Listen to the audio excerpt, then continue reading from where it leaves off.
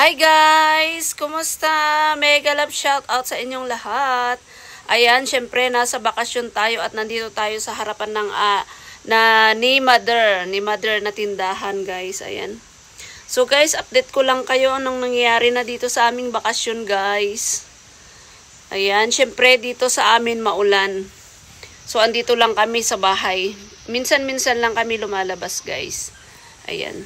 Okay, Sophie, say hi. Hi, today we're already here, so we just come back. We're already here in my mom's house. And my mom's house. So you join our beer and like and subscribe. Thank you. Thank you. Ayan. So ayan guys, ayan nga andito kami sa bahay at ito yung harap ng bahay namin. Ayan, tindahan ni mother.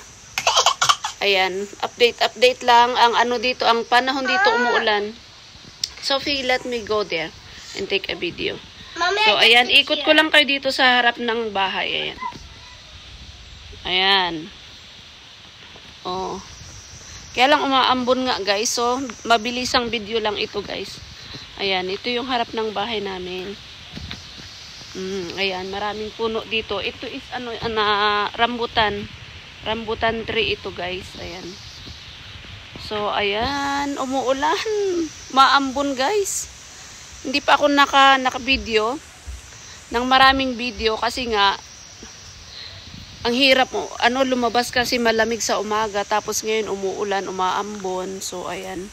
So, hanggang dito na lang muna. Hindi ko muna habain yung aking ang aking video. So, basta ito yung day 5 namin dito sa bakasyon namin dito sa Pilipinas, guys. Ayan, thank you for watching, guys. Bye-bye, ingat tayong lahat and see you in Hong Kong. See you yung mga nandyan sa Hong Kong. Pagbalik namin after 1 week. Ayan, 1 week pa kami dito, guys. Next week balik na kami. So, ayan, bye-bye.